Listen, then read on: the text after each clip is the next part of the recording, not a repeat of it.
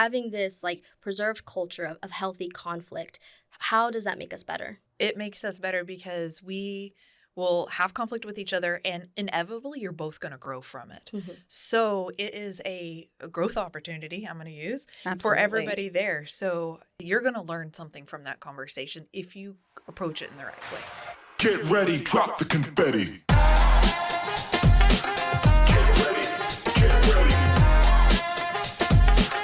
Get ready, drop the confetti. Hello, everyone. Welcome to Remarkable Minds, hosted by Daniel Stark Leaders. Here we unbox insight into professional growth. I'm your host today, Brittany Roberts. Joining me today is our Chief Marketing Officer, Claudia Yanez, and our Chief Financial Officer, Amy Goodwin. Hello, Hi. ladies. Hey. How are y'all doing? Good. So today we'll be talking about healthy conflict and what that looks like for our firm. But first, I want to hear from you guys what unhealthy conflict looks like. Oh, I feel like I have so many examples of what unhealthy conflict looks like.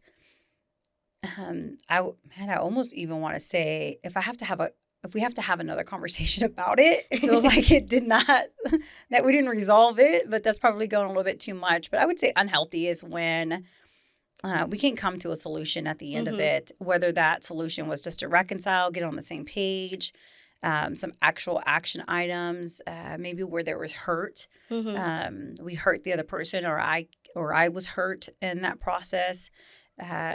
Also, if we weren't able to have a constructive conversation where it wasn't respectful, it wasn't done with care or dignity, I would say that was also probably unhealthy. Yeah. What about you, Amy? Yeah, I would say unhealthy conflict is where you don't have a conversation about it, or the actual problem was never brought up and people harbor resentment, or like they're not over it. They haven't moved past it. And so it's still conflict, whether they're going to admit it or not. So just making sure that you've discussed the full issue. I think as a society, we think as long as the conversation happened, we had the healthy conflict, and that's just not true. And so now that we've identified what unhealthy conflict looks like, what does healthy conflict look like? You mentioned something about like, as a society, because I do recall, because this is part of our culture interview that we do when we're first hiring. And I remember conversations that I would have about what conflicts looks like. And I remember the person interviewing was like, oh, I'm not afraid of confrontation. And there was something about the way that it was said that made me think like, There's a tone. Yeah. And I was like, say more about that. I'm curious because like you said, like just having a conversation about it is enough for conflict resolution. And that's not healthy conflict resolution. So I was needing to understand, okay, let's define it then. Like you're not afraid of confrontation. Like what does that mean by you? That isn't, because for us, being able to go and talk to someone about it and confront the issue is separate from like confronting the person. That's right. Like those are not the same thing. And your objectives and your heart they're going to speak for themselves when you go into a conversation like that. So you've seen firsthand the misconception during the interview process. Oh, yeah, absolutely. As early on as that is thinking that because you're not maybe afraid to go talk to someone about things doesn't necessarily mean that you have the skill set or the tools to have a healthy conflict resolution towards something. And so being able to define that for people and even with us, we outline what that process actually looks like when conflict arises in our social contract. Yeah. Amy, can you tell us about our social contract? Oh, gosh, yes. And I can't spout that off number by number, but basically it's a list of steps or rules, if you will, that we agree to follow as a team. And it includes, no drama and going to that first person first and making sure that if you have an issue, the person may not even know you have an issue. So that's step one. Let them know that there's been something that's come up and you'd like to discuss it, but going to them with an open heart, truly wanting the desire to reconcile. And that's the key is, do you truly want to get past it? Do you want to reconcile and move on? Because it'll never be resolved until you get there. And even before that, there's a little bit of homework that you got to do first as a person. And it's, take some cool down time. Sure. Or don't sweat the small stuff. Take some cool down time. And it's because a lot of things that we consider conflict could be just misunderstanding or your own narratives in your own head or things that you may be creating that may not be there. So sitting with that and self-reflection to confirm, okay, is this me or is this an actual issue? Have I seen a pattern? How's this impacted me? I sit on it for a few days. I mean, I still feel this way. Now I'm going to go to that person And go I think address that's it. good. Even when you're writing an email, if there's something you're feeling emotional about, take a hot second to really think it through, because your words truly impact other people. So make sure you've thought it through. Absolutely. And it says more about you as a person, the way you handle it, Yeah. than what it does about the other person that may have committed the offense. So, you guys are talking about what happens when you take things personally, because that's what it sounds like. And having those 2 steps already eliminate that. And if you still feel something after that, then maybe you're not taking it personally. Maybe there is a true conversation to be had. What does that conversation look like? Oh, mine feels like a replica of crucial conversations. We talk about it often on Remarkable Minds, because it, for a lot of people and for myself, it's transformed the way I've had conversations on in almost all my personal relationships and in my professional relationships. But it starts with heart and it starts with curiosity. And that's what I go into most of all of my conversation is having the curiosity. And then it comes with like me being very self-aware about what was said, how it may have impacted me, why I believe it's impacted me, and just wanting to get some more context and from that person to share into, this pool of meaning. And before I identify it as anything else first. And so I don't want to go into like immediately diagnosing. I'm going into that conversation just truly wanting to get more context and just be more curious. Sure feels like you're pulling another one of our core values in, because that's arms out, thumbs up. You go in thinking that they have their best intentions, and maybe it's truly just a miscommunication, and going in without a predetermined decision about what's about to happen, and being open to feedback and the possibility that maybe you're wrong. And being willing to receive that. Absolutely. I want to kind of divide this into maybe easier levels versus harder levels. Absolutely. So we can tell the audience what this looks like in real time. And so kind of paint a picture for me of what these conversations have looked like in your tenure, of what, some of the smaller ones were, and even things that were small but got turned into a big thing because healthy conflict was avoided.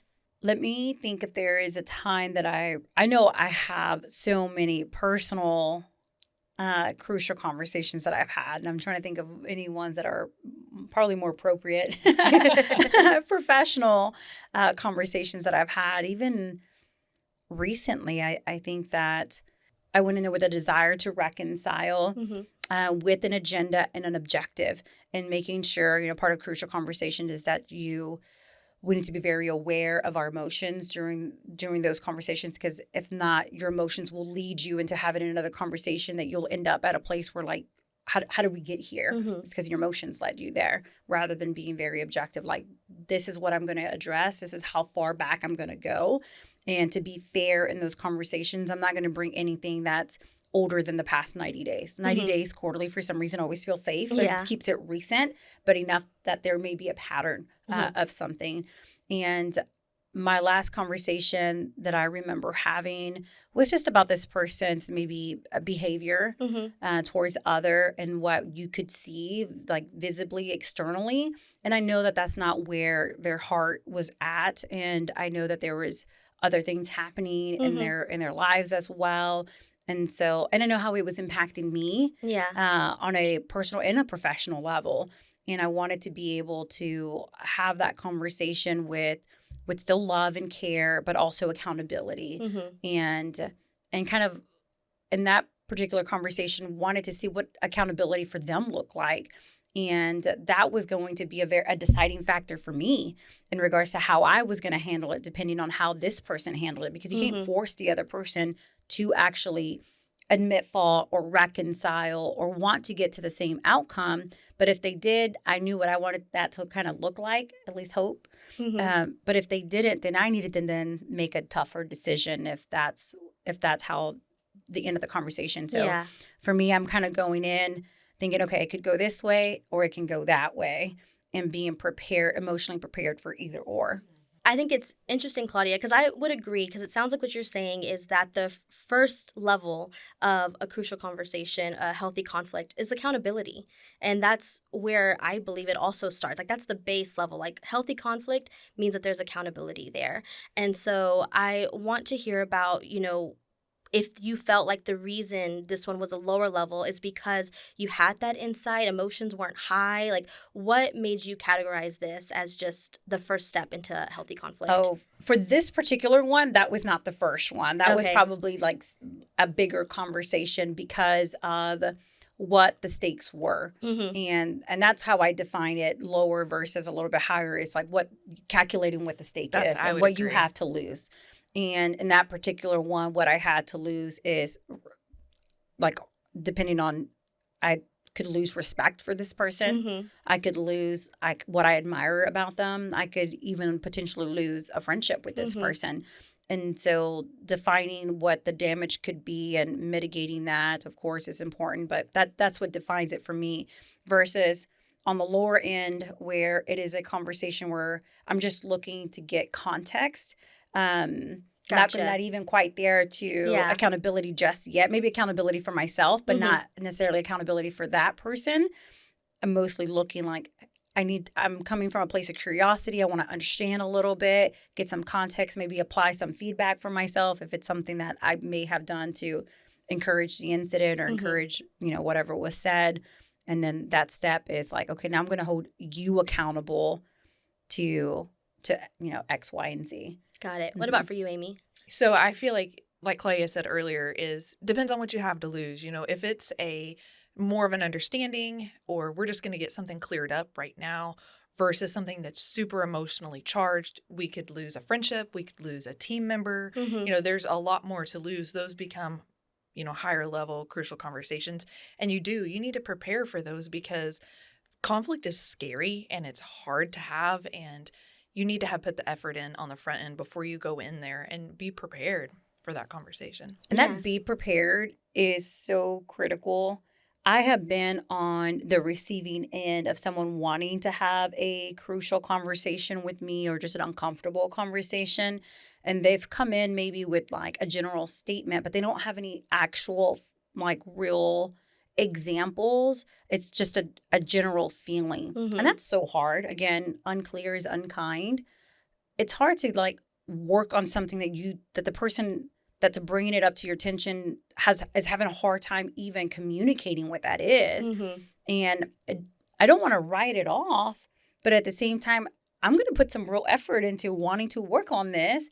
And so my part of the homework I'll get done, but you got to put in your side of the homework. That's and right. come in prepared having that. And if you're someone who may struggle bringing that up to the other person's, like writing it down, like Mhm. what's your objective? Like, what are the things you want to actually talk about, like those main takeaways, and then give one or two examples in each of these things. And even going through that exercise alone tells you whether or not like, oh, this may not actually be something that is that critical or that urgent, depending on what the impact is, because that's part of the homework, I think, before I go talk to someone is talk about the impact, like why this is important, and talk about how you're going to commit, again, to continuous improvement. What are you going to commit to grow from and learn from and admit fault on your end? And so just going in there prepared is critical. Well, Yeah. and timeliness matters. Like Claudia said, if you're looking in the last 90 days, that feels relatively recent. It is completely unfair to someone to go in and be like, a year ago, you offended me or you did this, and you've allowed so much time to go by without having that crucial conversation. That's unfair to the receiver end of whoever's receiving the other end of that conversation, because it also needs to be timely. If they didn't even know it had happened or that there was conflict there, then they weren't even given the opportunity to fix whatever it was. Learn and grow from that. Mhm. And I have also been on the receiving end of conversations that were like that. And the good thing is that they prefaced it by saying that they thought it was unfair, but they were holding themselves accountable to having that conversation, and it was part of their healing process. And thankfully, it wasn't something that that I had directly done. It was someone in it was one of my leaders who's no longer here, but that had caused that. And so they were holding me accountable as a leader of that leader. And I welcomed it, and I thought that was great for their healing process, that if you are holding on or harboring some resentment that's from a long time ago and you feel the need to go address it, I think prefacing it by saying like, this was a long time ago, and, may not be, fair, but want to bring it up. And so it sounds like accountability is a part of each step. If going in there, sure. the curiosity, but it sounds like, the first level is almost a discovery phase of, hey, I'm here just to get the context behind this, like you said. And then it gets higher versus the stakes and as emotions run high. Yes. And so where have you seen people have the right intention? They came in, they wanted curiosity, emotions are high, but they didn't have healthy conflict. Like, what are people missing? What are common things that you see that can maybe dramatize a conversation that could have gone a different way? I'm going to probably say the self-awareness component that's missing. And when you're wanting to have an uncomfortable or a crucial conversation, it's crucial or it's uncomfortable because you know that you're going to touch a subject or you're going to touch an area that could be highly sensitive. And those are parts of people's identity or people's intentions. If you're making a statement about someone's intention, those can run pretty high, and knowing that you're going to do that, being self-aware, that's why I think it's critical to come in curious, but also be very clear so that they understand and you actually solve the issue and actually bring the problem to light, and saying something like, hey, when you said X, Y, and Z, or when you did X, Y, and Z, it made me feel like, whatever state, how it made you feel. And it made me question if your, intention was this, but I know you, I want to help me understand, and then come from a place of curiosity. Like I don't want to land here. This is kind of where this journey took me. This is what I'm wrestling with. Help me understand this a little bit more. And so I think it's all about your word choice. Probably to me, one of the most critical components, and then your delivery, which includes your tone. Those two, I think if you can get those two down and with some thought and intentionality, you can mitigate the high emotions aspect of it. Because I agree. So the biggest mistake I've seen is someone come in with more of an accusatory tone, which then immediately puts the recipient in a defense type mode. And immediately you've killed the opportunity to have a clear, concise conversation, because now emotions are immediately charged. So and if you had the self-awareness Claudia was talking about, you'd be able to read that almost immediately to bring it back to safety. Sure. Oh, absolutely. Creating that safety, important as well. And eliminating words like, you made me feel versus like, I felt this way. And eliminating as much of the blame portion of it. Because I think when you put blame, you're already accusing someone of a specific intention that may not be there. And I'm trying to go back and think about conversations that maybe people have had with me that were critical conversations. And I think the things that have been helpful in those conversations for me as someone that, I feel really comfortable today with uncomfortable and crucial conversations. I'm ready for them. My body is relaxed. I just mentally put myself in a place of like, okay, I'm going to learn. This person is going to teach me something that I wasn't aware of, and I'm excited to learn that. But I know that for them, you can see that it's challenging and it's probably going to be difficult for them. And I try not to put myself immediately into a facilitator role, like facilitating my own uncomfortable conversation. But I have found it very helpful to, again, just summarize what they said to, back to them. So I hear you say this. Like, I'm not trying to add what I think about it just yet. I just want to make sure that what they said, I have correct. And so being able to summarize what they've said, and I always tell them, like, please feel free to either accept it, modify it, or reject it. Like, no, that's not what I said. Or I meant this, or yes, absolutely, that's what I said. So having those check-in points throughout, like, the part of that conversation has helped me and that person. And I do this when I facilitate uncomfortable or crucial conversations among other people. Throughout that process, just keeps us in line, like going to the right place so that it Mhm. doesn't veer off into something completely Yeah. different. For sure. No, those are great tools to have.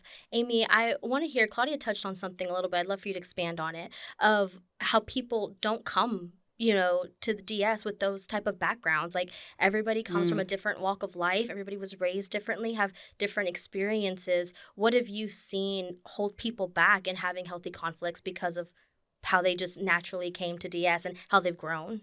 Yeah, so I want to start with the fact that when you're relatively new here, your first quarterly planning, the first thing we do is hand you a book of crucial conversations. Mhm. So we make sure they're off on the the right foot. We make sure that they understand that's the process we're going to take here, because in many workplaces and your home life, it's not normal, quote unquote, to approach someone and basically tell them you're about to have an uncomfortable conversation. I want to get on the same page here. We're not taught that in school. We're not taught that at home. We're not taught that in a workplace in general. And so most people come in they're terrified to have a conversation with anybody else that has any type of conflict, just because that's just how we're raised. Conflict is scary for most people. Clearly, Claudia's met someone that wants to confront everyone, which I have also worked with someone that he told me, I stir up conflict because it's fun for me to watch. And he very much enjoyed conflict, and he had enjoyed approaching people and kind of putting them on the defense, which is not someone I would want on my team. But we teach people here that you're not always going to agree. It's healthy to have conflict. It's okay to have a different opinion, and we can all still work together and we can all still get along. But that's what I'm seeing is people come in not understanding that conflict is okay. Everybody's mind has conflict equals bad, and that's not always true. Yeah, it's just a way that we've been conditioned for the most part is your upbringing, and especially how people may have reacted when you did try to have some sort of conflict resolution. And if that other person responded in a way that was very poor, then that would have absolutely shut you down from wanting to have conflict in the future and made you maybe a conflict avoider. And we know that for any organization, any team at any level, going through the 5 dysfunctions of a team, the pyramid that gets you to results, the bottom 2 layers is that trust. That safety, vulnerability, building that so that you can have good conflict, and so that you can have, commitment and accountability and therefore results. And so those are you must have that in your organization in order. I was like, it's so critical. I'm so passionate about it. I wish other people were in other organizations were just as passionate as we were here. Because the more you can facilitate that on a smaller scale and move that into bigger scales and make sure that you're taking the opportunity and holding your team accountable to having more of those conversations, the more radical candor we're just going to have as a team. As a leadership team. And it's not been that long ago. We had some conflict amongst the group of us, not anything bad, but I would say discussing that and having that heated conversation, but knowing that every single person around that table loved each other enough to hold them accountable and truly see the conversation to an end. And then I would say from there forward, we're even better team. We're even stronger. How do we interview for these kind of candidates? How do we find people who are on board with having these healthy conflicts? I think the number one for me is just willing to be coached. I don't need you to come in with all the skills. Most people don't come in with the skills, but they come with a desire to grow, and they come in with a desire to be held accountable. And if you have those 2, then I'm willing to coach you. Yeah. Are there any interview questions that we have that can highlight this and help us find these people? For sure. So one of the ones that sticks out to me is we ask them straight up, when's the time you've had conflict with someone and how did you handle it? And then as soon as they're done, and do you feel like it was resolved? The next question is, do you feel like they felt it was resolved? And unless they can fully discuss all of that, then they don't even understand that they've had conflict or not had conflict. So it's a matter of what story or experience they tell us and what they got from that experience. Yeah. And going with that is, again, we know conflicts is inevitable. We want you to have conflict. It's how you deal with the conflict that we care the most about is that. And I love a good passionate advocate, just Yeah. like any other. Enjoy those people very much. And I think if they have those right skills and tools, so you're utilizing their tools even when emotions are heightened, it's Yeah. really beneficial for a team. So we find these team members, they go through the interview process, we hire them, and you say we give them a copy of Crucial Conversations. And so what's the first step of how they can see what healthy conflict looks like? What tools? I know there's some EOS tools too that we use now. Walk me through that of how that looks like for a team member. I think on a small level, it's easy, just maybe a little bit of pushback Mm-hmm. and in one of your weekly meetings, and when we're discussing process or just procedural stuff, just give it your thought. Just give your thoughts on a particular subject, and be willing to communicate that and have pushback, and even push back on that, so that challenging or that going back and forth is like those very first initial things that I see, like on that small level. It's a little bit more safe. You're not addressing anyone like personally before I see it move into those other categories.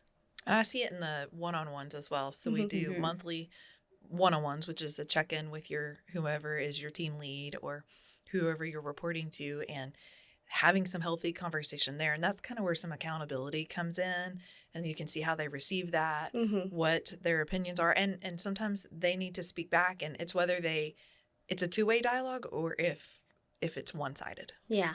And it's really important too and whether it's in the one-on-ones or in the weekly level 10s that we have for depending on the personalities that you have in your team, some are just on the spot ready to go. But for some others, if they're going to speak up or say something, they want to have something more meaningful or intentional to say. And those agendas are always live, and they can go and check what's on that list at any given point. And so if there is something that I know I'm going to want to talk about, and I have someone like that on my team that they don't like when I asked them on the spot, and I'll say, give me knee-jerk reaction, and then come back and give me, some more thoughtful. I may put it in there for them so that they can be ready to have some conversation and push back, and we can have a little bit of that fight and unite. And what does that do for our organization? Having this like preserved culture of healthy conflict, how does that make us better? It makes us better because we will have conflict with each other, and inevitably you're both going to grow from it. So it is a growth opportunity I'm going to use for everybody there. So that's how I see it. You're going to learn something from that conversation if you approach it in the right way. It forces us to be curious. When it's done right, when you have healthy conflict, it forces you to be curious, and it holds you accountable to growing, and all of those things. And because you have that, you have commitment, and you have buy-in, and the relationships are stronger. There's so many benefits from having healthy conflict resolution that just trickles up and down your organization, from the results, your literally company objectives, from being able to fight and unite on what those company priorities are, what those rocks are going to look like, all the way down to your one-on-ones. So for our listeners, who haven't had the fortunate experience to go on the journey with us, what are some quick things that they can do, or some practical things that they can keep in mind to have healthy conflict? Obviously, buy the book. Yes. I'm sure that if you email us, we'll give that book to you for free, because we're big advocates on Crucial Conversations. The other one is just be willing to explore and just reflect on some just self-discovery about your own emotional awareness and what you're bringing into context before you have those conversations. That's what I would say. I'd say be willing to accept some constructive criticism or some growth opportunity, and realize that maybe your perspective was short-sighted, or that the person on the other side of the table is truly there trying to help you grow as well. So being curious, but going in with the willing to learn and love. I would say on top of that, because a lot of my feedback hasn't always come constructive. And even though it's a lot harder to accept feedback that's not constructive, there are absolutely things there to learn. Don't dismiss it. Don't be quick to dismiss it because of the way that it was delivered to you, because the way it was delivered to you was not on you. That's not your fault. That's the other person's maybe lack of skills or constraints. But there could be some truth there that you still need to be very curious about and admit fault, in regardless of the way that it was delivered. Although it is much better when you go into those conversations, you come in prepared and you come in to give constructive feedback. No, absolutely. What about when it is the leader who has the high emotion and they're the ones who are wanting to deliver it? What are the steps that they can take before they have this healthy conflict? Oh, goodness. Yes, for sure. Take some cool down time. That's what I would say. Back to write it down. Do a few bullet points. Think about it. Cool down time. What are you expecting to get out of it? The same steps as I would tell anybody is what I would tell. But as a leader also, remember your impact on your team and that you can hurt them and your words can hurt. So just, go into it slow and with a purpose.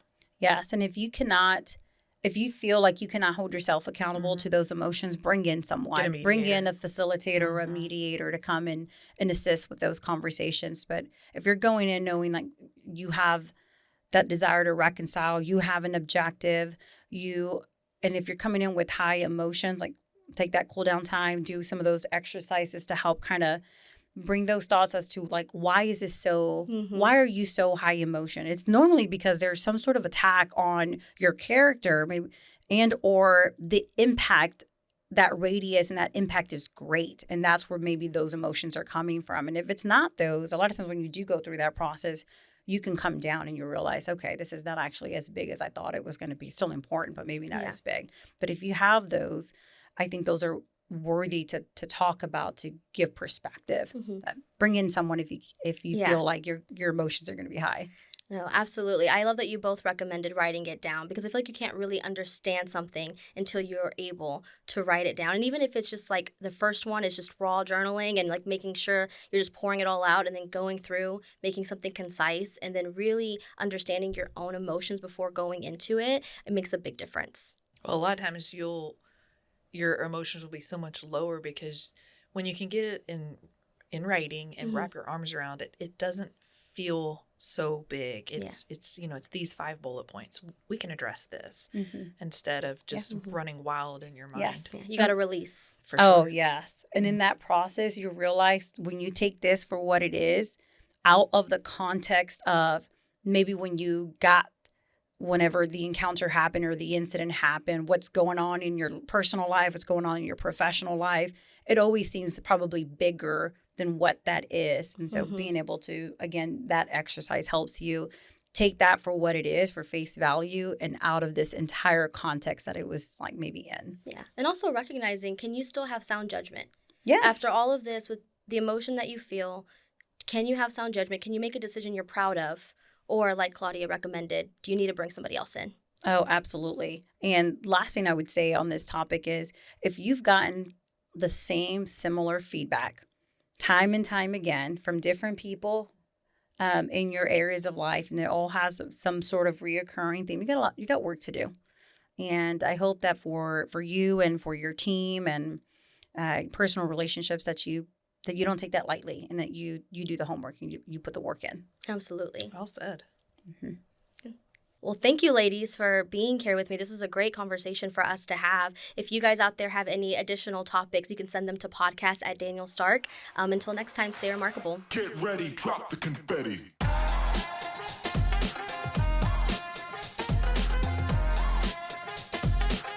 Get ready, drop the